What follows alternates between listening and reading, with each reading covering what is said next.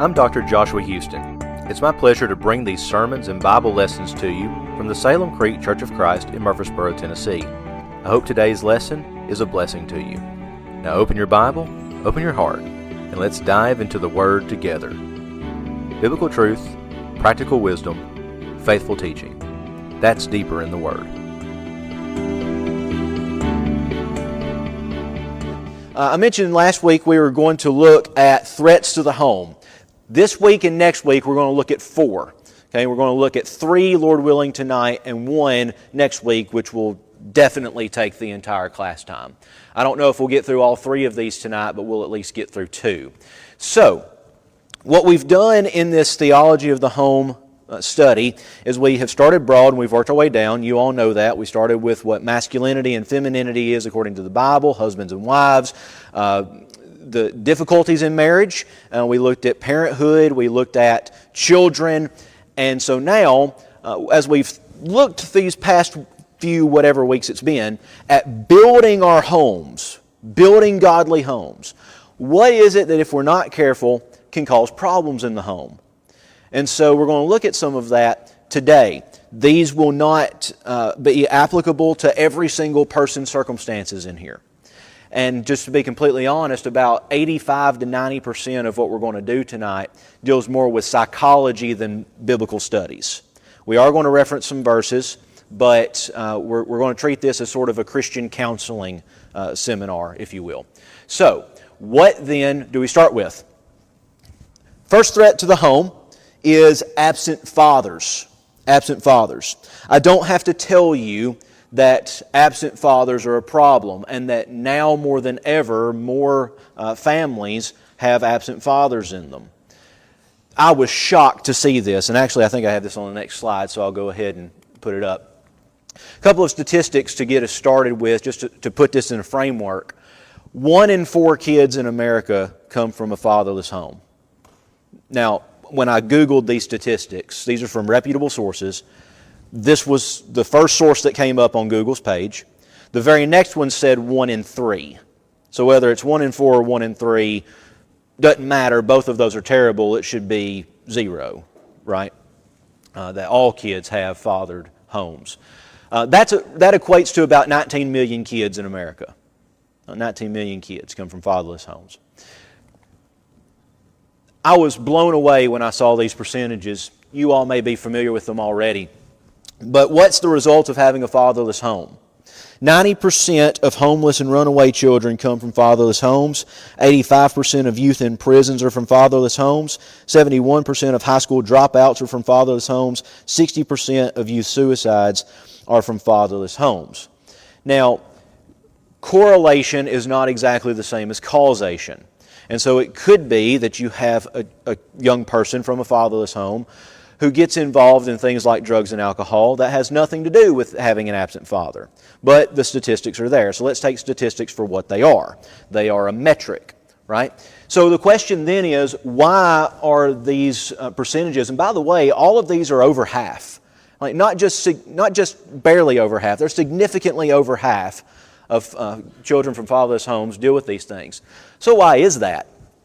One of the reasons is a masculine role model is a disciplinarian. And so you get caught with alcohol for the first time. What happens to you? Well, in a fathered home where you have a masculine disciplinarian, you're probably going to be punished for it in some way or another. Even if you don't believe that drinking alcohol is wrong or whatever, you're still probably going to be punished because it's underage and inappropriate, whatever. Okay, so you have that masculine disciplinarian. Fatherless children are more likely to consume pornography, drugs, and alcohol. Why? Again, it goes back to that masculine disciplinarian. You don't have the masculine disciplinarian to say that these things are wrong. Additionally, this is true particularly of boys rather than girls in this second to last bullet point about consuming pornography. It is the case, unfortunately, that there are young men who grow up with fathers who treat pornography like a rite of passage. Like, well, they're just hitting puberty and so they're looking at pornography and there you have it. That's tragic. Fathers should not be that way, but they are. So why is it then that boys who come from fatherless homes are more likely to view those things? We're going to look in just a minute at the value of mentorship and how that is so vastly important in the home. But if you don't have that masculine disciplinarian and you don't have that masculine love being given to a young man, that young man is going to seek validation from objectivity. And so you see that in the rise of pornography. And now with our phones and the internet and things like that, it's much more easily accessible. It's a very, very huge danger that we need to be on the lookout for. Now this last point breaks my heart. All of it breaks my heart, but this last point is just absolutely terrible. Fatherless girls are often the target of the pornography industry. I'm unapologetically tonight going to talk about pornography. It is an evil, it is demon-possessed, and I will die on that hill. It is absolutely horrible, and it's not horrible for the reason that you think. Most of us would say pornography is horrible because it shows too much of the person. That's wrong. Pornography is horrible because you don't get to see the entire person. You see an object. You don't see someone created in the image of God. And so what pornography producers are trained to do is to look for these young ladies who do not have a good masculine figure in their life, and so they prey on that and they say, look, I can give you love, acceptance, and security. If you remember several lessons ago, we looked at the mega needs of men and the mega needs of women, particularly in marriage, but it's true across the board. The mega need, this is your oxygen in your world. For men, it is respect and honor. Men must have respect and honor. For women, it is love, acceptance, and security.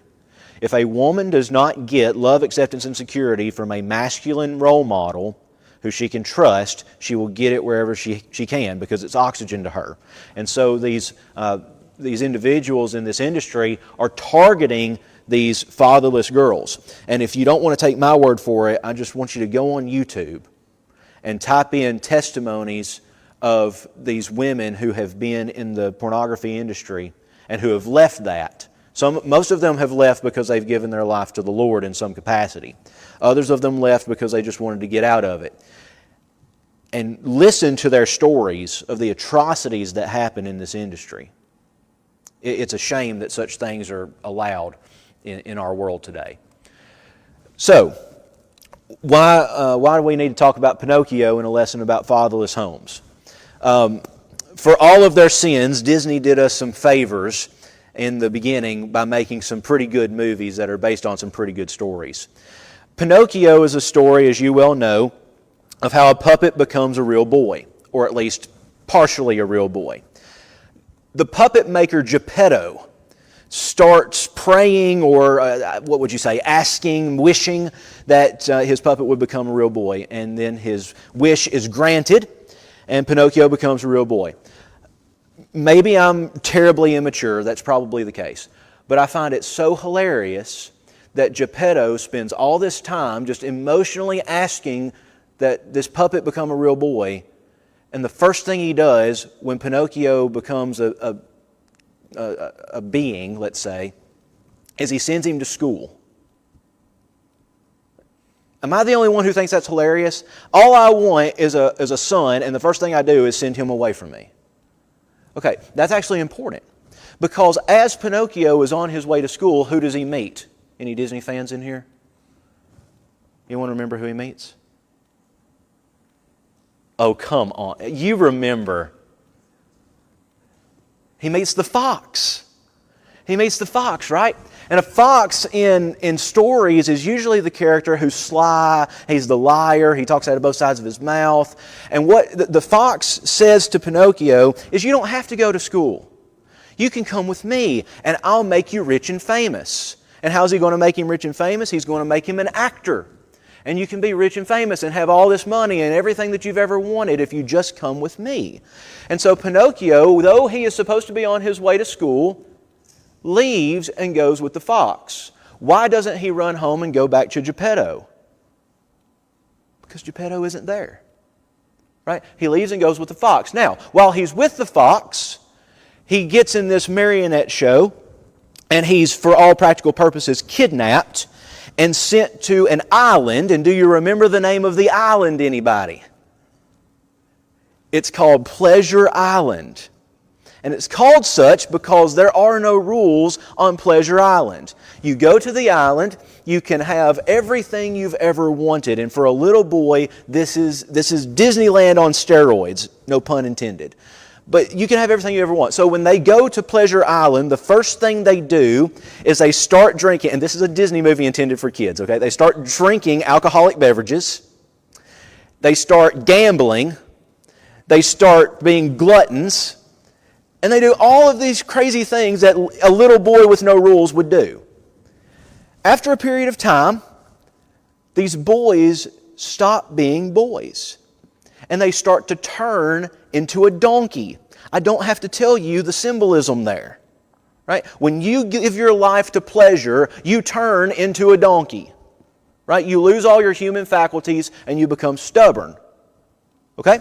So Pinocchio starts making this change, and he's worried, and then he regrets ever leaving home. And it's usually that's the point of hitting rock bottom. So what does that have to do with absent fathers? And Pinocchio is a story, and you have to have a plot and an arc and things like that, character development for a story. I get that.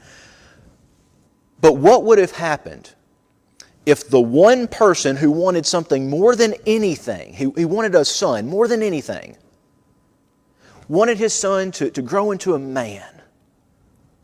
And he says, okay, we're going to do that by sending you to school. School's a great thing. I'm all for it.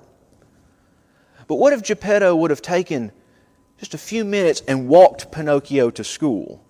Then when the fox comes, what would have happened? Well, maybe Geppetto would have stood in between Pinocchio and the fox would have ran away. Now, you wouldn't have a movie or a story at that point. But that's just a great visual representation of the need to have present and active fathers. That doesn't mean that we are helicopter parents. It doesn't mean that we are overly strict disciplinarians. It does mean that we're involved in our children's lives and we are the divine protector of our home. In the way that Jesus is the divine protector of the church, we are the divine protector of our homes. You have more authority in your home than any other entity besides the Lord. Do you hear me? There's the what would you call him? Counselor, psychologist, John Deloney, he works for Dave Ramsey's corporation. John Deloney gets a lot of heat for this, but he's absolutely right. He says, no one has more authority in your home than you, which means the ball coach doesn't have as much authority as you have. The school system doesn't have as much authority as you have. You control what comes in and out of your home. Fathers are the divine protectors of their homes. So, absent fathers are a huge threat to the home. Now, when we think about absent fathers, sometimes we think, well, these are the deadbeat dads who get a woman pregnant and then they just run off. You can be an absent father sitting in your recliner. We'll call those unattentive fathers. Right? You have no idea what's going on in your home. You have no idea what the bank statement says. You have no idea what the kids' homework is. You have no idea what your wife does throughout the day. That's an inattentive husband and an inattentive father.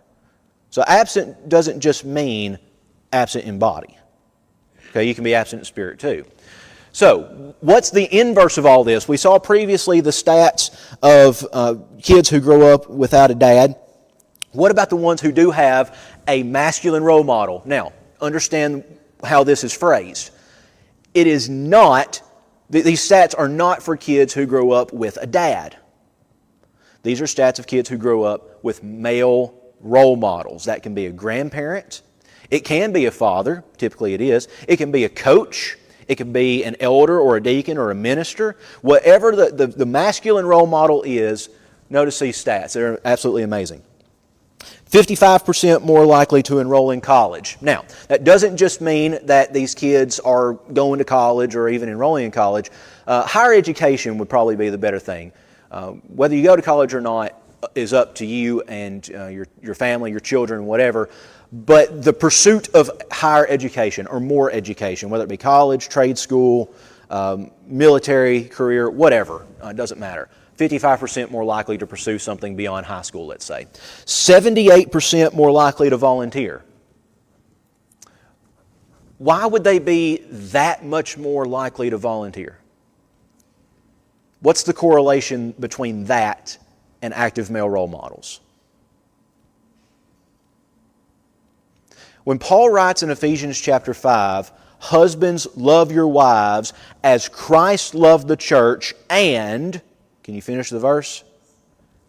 And gave himself for her.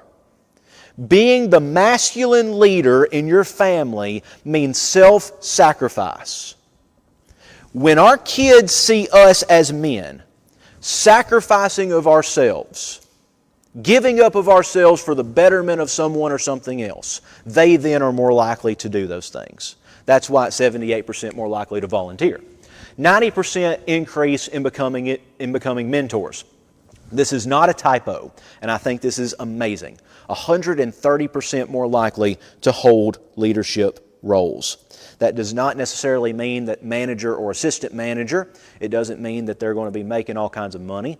But you think about a leadership role, maybe it is a Little League coach, maybe it's a leadership role in the local congregation. Whatever the case is, they're going to be over others in some capacity. 46% less likely to do drugs. Again, that's probably due to the disciplinarian role. And 81% more likely to participate in extracurriculars. Another interesting point here with the 81% in extracurriculars, why would that be? We mentioned, I don't remember what week it was, a few weeks ago, when we were talking about fathers, that fathers need to encourage, exhort, and charge their children. That's what Paul says that he does in 1 Thessalonians, I believe it's chapter 3, when he talks about how he was a father to the Christians there. He says, I was a father to you, encouraged you, exhorted you, and charged you. Okay, encourage, that means build them up. Build up their self-esteem. Exhort, give them the tools to do the things that's necessary, and charge them, give them a challenge to use the tools. Okay, that's what a godly father needs to do. So when you do that, your kids are going to look for opportunities to do those things. Extracurriculars here doesn't just mean sports. It can mean a wide variety of things. So there's the first threat to the home, absent fathers. And we'll look at the role of the church in these things in just a minute after we get through the next one. Okay, threat number 2, critical mothers. Critical mothers. There is in literature, in counseling literature, this theme called the devouring mother. This is a prominent issue that comes up even in literature. Like we saw Pinocchio just a minute ago. We'll see another artistic rendering of this in just a moment. The devouring mother is a mother who cannot break the connection with her child. And so it's almost the opposite of the absent father. The absent father immediately breaks the connection and goes away, and as if the child doesn't exist. The devouring mother cannot stand an existence away from her child. Okay? So, this is typically a boundary issue in the home. What the mother does not get from her husband, she seeks from her child. So to go back to the major needs of men and women, the major need, the mega need of a woman is love, acceptance, and security. If she's not getting that from her husband, she will seek that from her child. Okay? This is typical, let me back up. This is more typical with mothers and sons. Okay? There is an equal threat with mothers and daughters. This is more typical with mothers and sons. And so, usually, there's a boundary issue here. She's not receiving that love that she needs from her husband. And so the fear comes that if something happens to my child, if my child moves away, if they get married, if they start a family, then I'll have nothing. Right? So I think it is just absolutely vital that when a baby comes into this world, if at all possible, putting aside the risk of passing out, that the husband cut the umbilical cord of that baby. The father do that. That is incredibly symbolic. It's very important. From the moment that child takes their first breath, from then on, there is a degree of separation that continues to occur. You all have lived through this much more so than I have. And I understand the irony of telling you these things and not having walked them myself. Okay? I want to ask your forgiveness for my hypocrisy one day. But the cutting of that umbilical cord starts the separation. And if we're raising godly children, and we hope that they meet godly spouses, eventually one day, a man will leave his father and mother and be joined to his wife. Okay?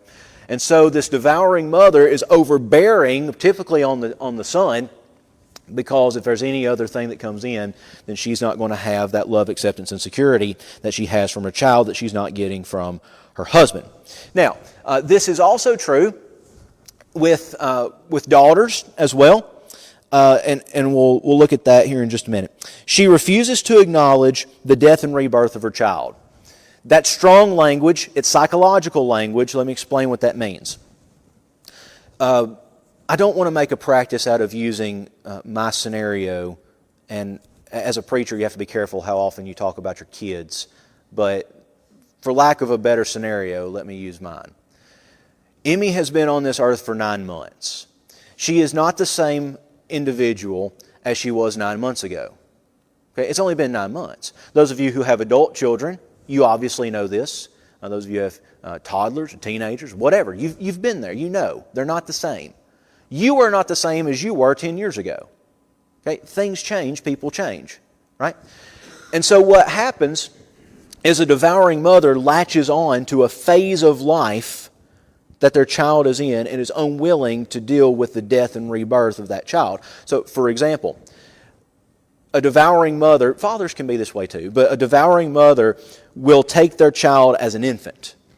You feed that child with your body, you're up with that child all night long. There's no greater bond, no greater love than a mother to their child.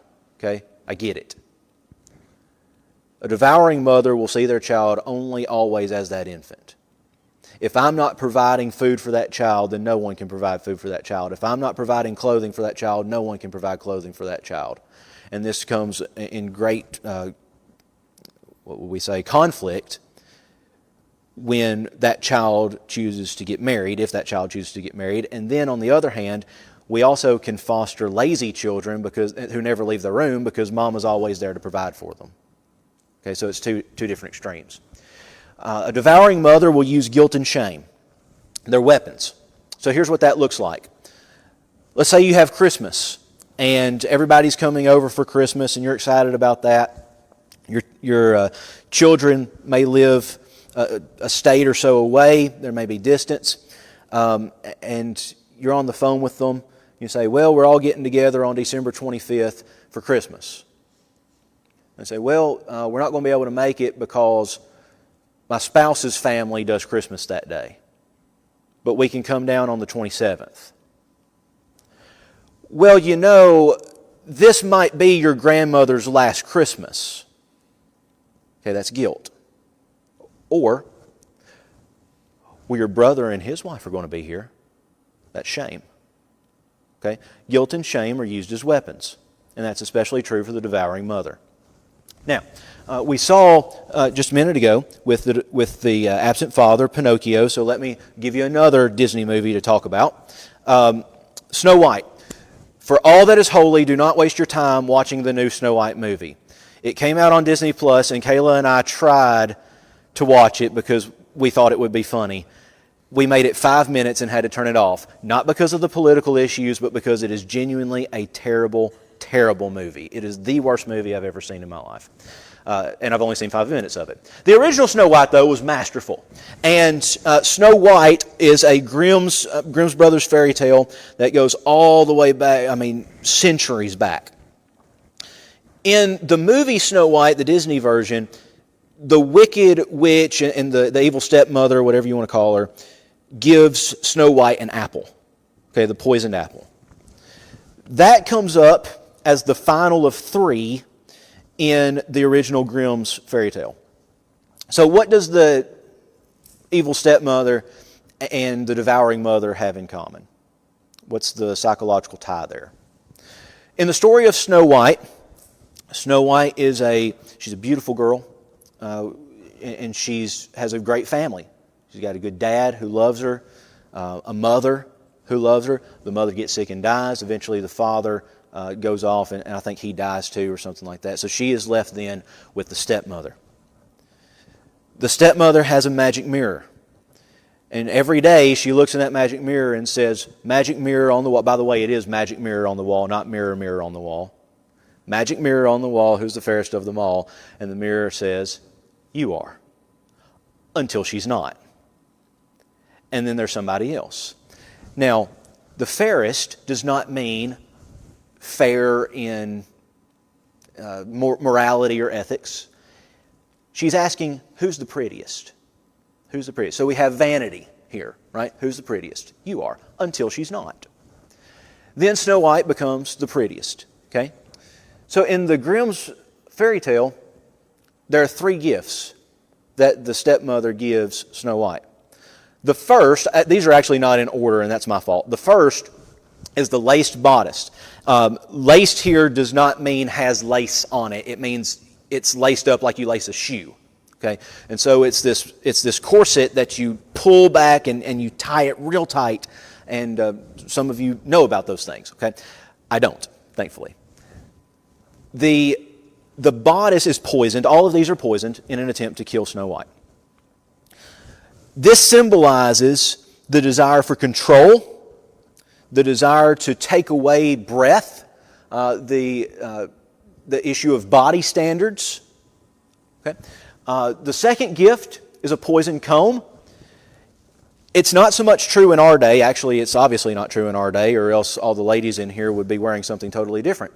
But in their day, in the day of the Grimm fairy tales, and way even beyond, even to the time of the New Testament, hair on your head was associated with sexuality. And so why does Paul say in 1 Corinthians that women should cover their heads when they come in the assembly? It's a modesty thing. Okay, it would be the same thing as maybe a preacher, I sure hope we never have to give this sermon, standing in the pulpit saying, ladies, make sure that your chest and rears are covered. Okay? Same principle. Same principle. Different culture, same principle. So the same is true there. So the poison comb, something that she can run through her hair, symbolizes pride and seduction. Well, neither one of those work, and so we get to the final one, the poison apple. The apple is, we know, because we're good Bible students, that in Genesis 3, the fruit of the tree of knowledge of good and evil is not an apple. We know that because there's only one fruit of the tree of knowledge of good and evil, because there's only one tree. It's not an apple, and if it were, maybe we shouldn't be eating them. But it's not. But over time, it has come to be identified with that. And so the idea of the apple signifies sin, hedonistic pleasure, lust, and then it's a fruit, which is something healthy for you. And again, to go back to body standards, it's things like diet and so on and so forth. Now, let's pause there. We'll get to lungs and liver in a minute. What does that have to do with the devouring mother? We talked on the previous slide primarily about the mother's relationship with a son. If you're not getting love, acceptance, and security from the father, you'll get it from your son and you won't be willing to let go. What about daughters? Time is a cruel, cruel thing. As time progresses and hairs turn gray and wrinkles come and fat pockets get stored in places that you can't get rid of, that tends to happen at the time where our children are going through their beautification, going through things like puberty. Okay? And so as our children are becoming beautiful, we are losing the standard of beauty that we've been so ingrained with. Okay? And this is why it is so important that our ladies in particular have a Proverbs 31 attitude. Right? Beauty is fleeting. Okay? So what happens then? You've all seen it. We've all seen it. Maybe we've been guilty of it. Mothers and daughters get in competition with one another, particularly over beauty standards. Now, in the Grimm's fairy tale, the evil queen commissions a huntsman to murder Snow White. And he ultimately doesn't, but she tells him, when you kill her, bring me back her lungs and her liver. And this is where the devouring mother really comes into play, because she says, I will eat them. Okay. Why lungs and liver? Lungs, breath, potential, life, validity. The liver is the only part of the body that can regenerate itself. And so it's constantly new potential. Okay? The devouring mother wants to take away all potential from their child. And again, it goes back to that connection issue. If I don't have them, nobody can. Okay? So that is a very, very, very big threat to the home. So we have absent fathers, critical mothers. Now, let's pause for just a minute and make this a Bible class. How about it? What is our role and the role of the church with these things? What can we do? First, we need to remember that fathers are commissioned to be active in the home. That we, as the spiritual head of our families, have a God-given responsibility, and it is a heavy burden. It is a heavy burden. Fathers should train their children in the admonition of the Lord, Ephesians chapter 6 and verse 4.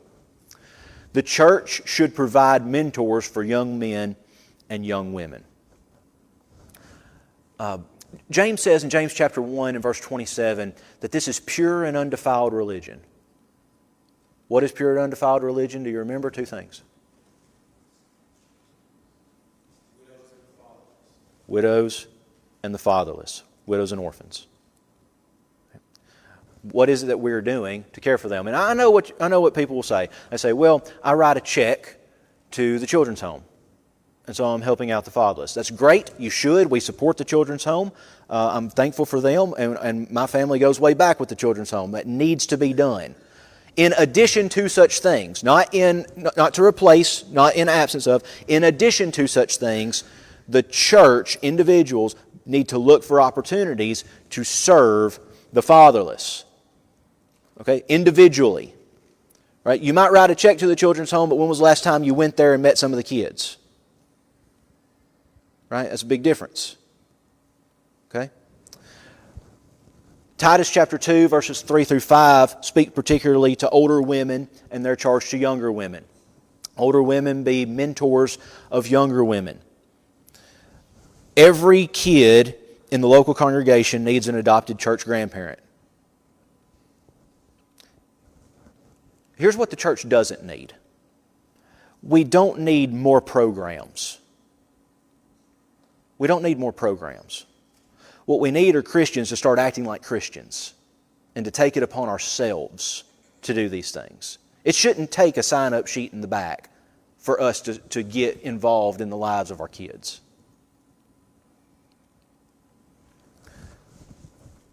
Older men need to be mentors for younger men. Older women need to be mentors for younger women. This will change when we start viewing children the way the Bible views children. Children are a gift from God. They're not a problem. They're not a nuisance to be silenced. They're a gift from God. Psalm 127, verses 3 through 5. Children are a gift from the Lord, and they're like arrows in the quiver. Right? I mean, that's beautiful. That's beautiful. Guy I like to listen to on YouTube made this analogy. Maybe you'll find it helpful. Children are like a bar of soap. If you hold them too tight, they slip out of your hands. If you hold them too loose, they slip out of your hands. So it's a balancing act. How do you hold on to your kids? Well, Proverbs 22 and verse 6 obviously is a famous verse. Train up a child in the way he should go when he is old, do not depart from it. But Genesis 2:24 is often not used in parenting. For this reason, a man shall leave his father and mother and be joined to his spouse. But there is a lot about parenting there. For this reason, a man shall leave his father and mother. Right? So as a father and mother, I've got to be okay with my kids leaving. It's that death and rebirth of my child that comes over and over and over. All right, I only have a few minutes left to hit on this, so we might take a little bit next week and talk about it more. The third threat to the home is technology. Technology. Just a few observations here as we begin. Teen self-harm and suicide skyrocketed in 2014 and has been on the incline ever since. What else happened in 2014? 2014 was when the release of the iPhone came out, and it was also when you could get social media on the iPhone. Now, Jonathan Haidt, in his book, The Anxious Generation, which I mentioned last week, has made a correlation between the two. The rise of more kids having access to social media and technology and the rise of self-harm and suicide. Now, boys typically spend greater amounts of time with technology in the form of video games and pornography. What do you see then as boys spend more time in these things? Now, don't hear what I'm not saying. I'm not saying that if you or your child plays video games that these things are going to happen or that they're an inherent evil. That's not the case. Okay, not the case. It is the case, though, that if we become so ingrained in these things and we let them become a great threat, that these things are potential to come from that based on the literature. An increase in violence, a decrease in respect for women, increase in anger and outbursts, and an increase in dependence. Now, it's this last one that I want to focus on for just a minute. What does it mean to have increase of dependence? If you spend all your time in front of a screen, locked in a room or in a basement somewhere, you're depending on someone, typically the devouring mother, to bring you food, to get your clothing, to do everything for you. Right? And so this is how we raise a generation of deadbeat men. Okay? Now, what about girls? Girls typically have a greater association with social media.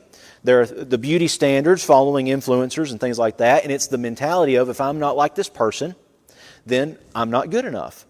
Now you say, well, that only happens with young girls when they start following these influencers who have had all the surgeries, and nobody in their no natural person would ever look this way.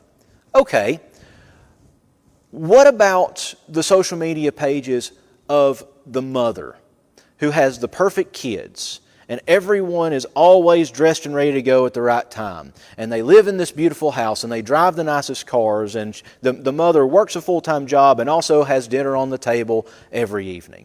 You don't think you're going to start comparing yourself to that person? Yes, you will. And it's very unfair because social media only puts the best part of ourselves forward. Okay? So, Jonathan Haidt in his book, Take It or Leave It, this isn't gospel. Pretty good rule of thumb, though. No teen should have a phone before the age of 14 or social media before 16. That's what he says, not me, although I think it is probably true. Now, that's about kids. What about adults? Technology also is an issue with adults. Email, social media, and constant connection. When you come home and you're eating supper, first of all, do you do it around a table or do you do it on the couch? Okay, that's question number one. Question number two is, when you're eating supper, is there a phone in your hand? Question number three is, if it's not in your hand, is it laying on the table beside your plate? We have become so attached to this little box in our pocket that we cannot fathom being without it. So, I teach for a couple of colleges, and we have a policy in our syllabus that when we get an email, we have to respond to that email within 24 hours. And I'm constantly checking my email. Constantly. But I really don't care what the syllabus says anymore. When I get home, I'm not checking emails anymore. In fact, Kayla and I now have a practice of at least trying, and we're not always good at this, of putting our phones in a separate room while we eat supper.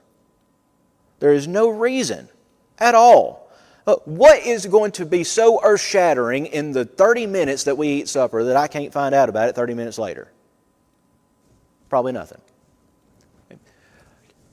The more we use our technology, the more our attention is divided.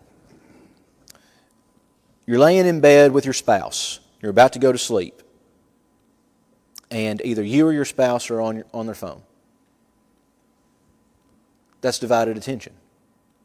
Right? There are times of days that should be reserved for you and your family, whatever that looks like.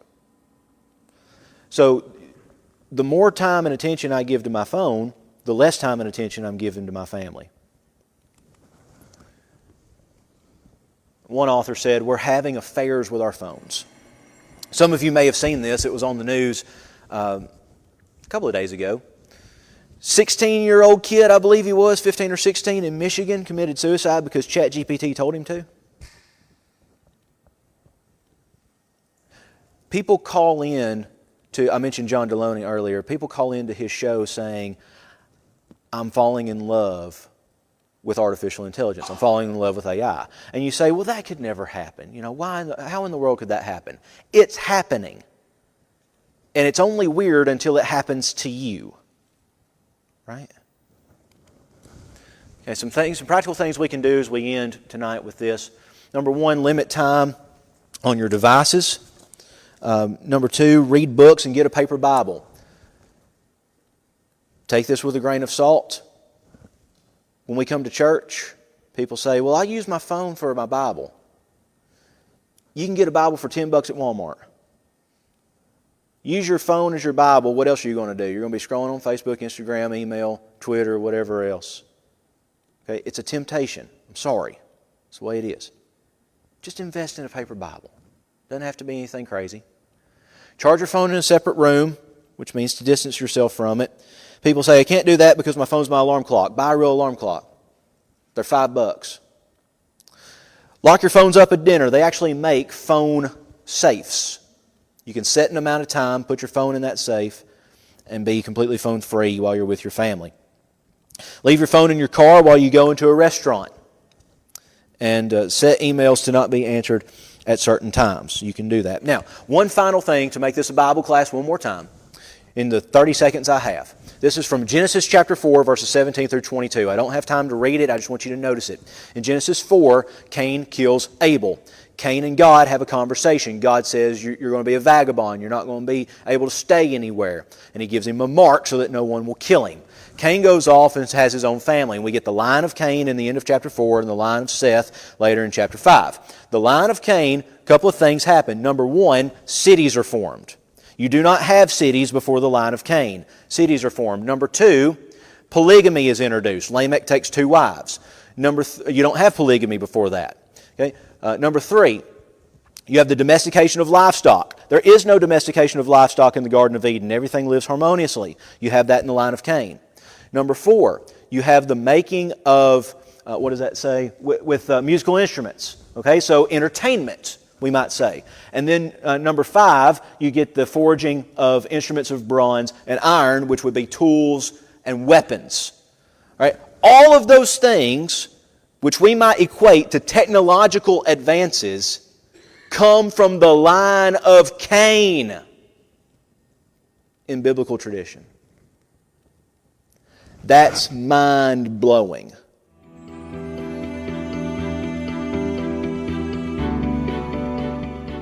Deeper in the Word is proud to be part of the Ministry League network of podcasts. You can support the Ministry League network by liking, subscribing, and sharing these videos.